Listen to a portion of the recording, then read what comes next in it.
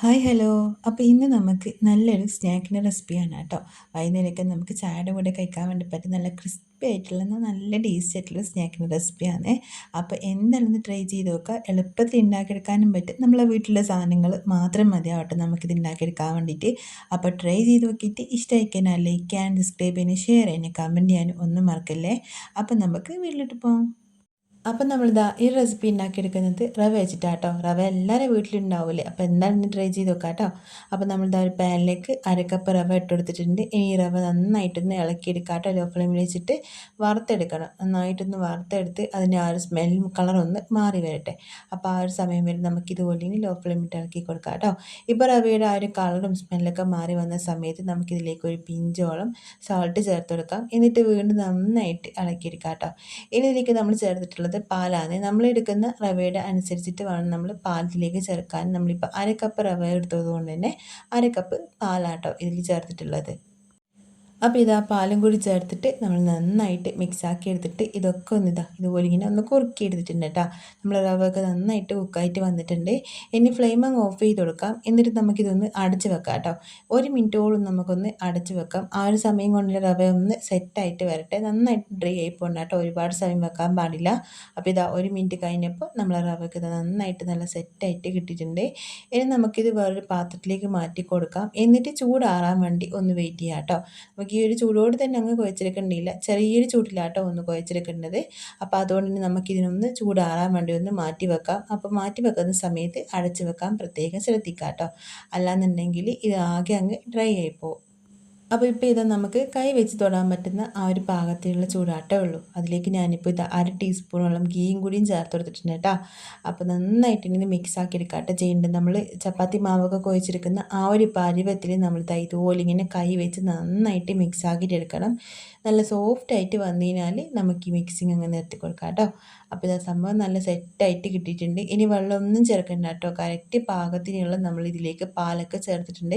ഇനി നിങ്ങൾക്ക് പാലിന് പകരം വെള്ളം ചേർത്തിട്ടും റെഡിയാക്കി എടുക്കാം കേട്ടോ. ഇത് പാല് തന്നെ വേണമെന്നില്ല. പാല് വെച്ച് ചെയ്യുന്നതാണെങ്കിൽ ഒന്നുകൂടി നല്ല ടേസ്റ്റായിട്ടും ഉണ്ടാകാൻ. അപ്പം നമ്മളിത് നന്നായിട്ട് കുഴച്ചെടുത്തിട്ട് ചപ്പാത്തി മാവിൻ്റെ ആ ഒരു പാകത്തിന് ആക്കി എടുത്തിട്ടുണ്ട്. ഇതുപോലെ ആക്കിയിട്ടുണ്ടേ. ഇനി നമുക്കിതൊന്ന് പരത്തിയെടുക്കണം. അപ്പോൾ ഇത് നമ്മൾ ഇതുപോലെ ഇങ്ങനെ വെച്ച് കൊടുത്തിട്ട് ഒന്ന് നന്നായിട്ടൊന്ന് പരത്തിയെടുക്കാട്ടോ ചെയ്യുന്നത്. അധികം തടിയില്ലാതെയും എന്നാൽ അധികം നൈസാക്കാതെയും വേണം കേട്ടോ നമ്മളിത് പരത്തിയെടുക്കാൻ വേണ്ടിയിട്ട്. നമ്മൾ ഈ ചപ്പാത്തിനേക്കാളൊക്കെ ഒന്ന് കുറച്ചുകൂടി ഒന്ന് കട്ടിയിൽ നമ്മൾ നെയ്പ്പത്തിലേക്ക് ഉണ്ടാക്കിയെടുക്കൂലേ ആ ഒരു പാകത്തിനാട്ടോ നമ്മൾ റെഡിയാക്കി എടുക്കുന്നത്. അപ്പോൾ നന്നായിട്ട് ഇതുപോലെ ഇങ്ങനെ പരത്തിയെടുത്തതിന് ശേഷം നമുക്ക് ഏത് വലുപ്പത്തിലാണ് വേണമെന്നനുസരിച്ചിട്ട് നമുക്കിതിനെ കട്ട് ചെയ്തിട്ടെടുക്കാം കേട്ടോ. അപ്പോൾ ഞാനിപ്പോൾ ഇത് ചെറുതായിട്ടാട്ടോ ഉണ്ടാക്കിയെടുക്കുന്നത്. ചെറുതായിട്ടാകുമ്പോൾ കഴിക്കാൻ നല്ല ടേസ്റ്റായിട്ട് ഉണ്ടാകാൻ ചായയുടെ കൂടെയൊക്കെ. അപ്പോൾ നമ്മളിത് നന്നായിട്ട് ഇതുപോലെ ഇങ്ങനെ പരത്തി എടുത്തിട്ട് എല്ലാം കൂടി ഒരേ അളവിലാക്കി എടുത്തിട്ടുണ്ട് കേട്ടോ. ഇനി നമുക്ക് ഇതുപോലൊരു ചെറിയൊരു കുപ്പിയുടെ മൂടിയോ ലഞ്ച് ബോക്സിൻ്റെ മൂടിയോ എന്താണെന്ന് വെച്ചാൽ എടുത്തിട്ട് ഇതുപോലെ ഇങ്ങനെ ഒന്ന് കട്ട് ചെയ്തെടുത്താൽ മതി കേട്ടോ. അപ്പോൾ ഇനി നിങ്ങൾക്ക് വേണമെന്നുണ്ടെങ്കിൽ പൂരിയൊക്കെ ഉണ്ടാക്കിയെടുക്കുമല്ലോ ആ ഒരു ഭാഗത്തിന് റെഡിയാക്കിയിട്ട് എടുക്കാം. അതുപോലെ ഇങ്ങനെ പരത്തി എടുത്തിട്ടും ചെയ്തെടുക്കാം കേട്ടോ. ഇങ്ങനെ ആകുമ്പോൾ നമുക്ക് ചായയുടെ കൂടെയൊക്കെ കഴിക്കാൻ നല്ല ടേസ്റ്റ് ആയിട്ടുണ്ടാകാൻ നല്ല ക്രിസ്പി ആയിട്ടുണ്ടാവും. നമുക്കിതിനെ ഓരോന്നോരോന്നായിട്ട് ഇങ്ങനെ വായിലേക്ക് ഇടുമ്പോൾ നല്ല ടേസ്റ്റ് ആയിട്ട് ഉണ്ടാകാൻ. അപ്പോൾ ഇത് ആ സംഭവം സെറ്റായിട്ട് വന്നിട്ടുണ്ട്. ഇനി നമുക്ക് ഈ ബാക്കി വന്നിട്ടുള്ള മാവൊക്കെ ഇതുപോലെ ഇങ്ങനെ സൈഡിൽ നിന്ന് മാറ്റി കൊടുത്തിട്ട് അത് വീണ്ടും ഒന്നുകൂടി ഒന്ന് കുഴച്ചെടുത്തിട്ട് നമുക്ക് ഒന്നുകൂടി ഒന്ന് പരത്തിയെടുത്തിട്ട് ഇതുപോലെ ഒന്നുകൂടി ഒന്ന് നമുക്ക് റെഡിയാക്കിയിട്ട് എടുക്കാം കേട്ടോ.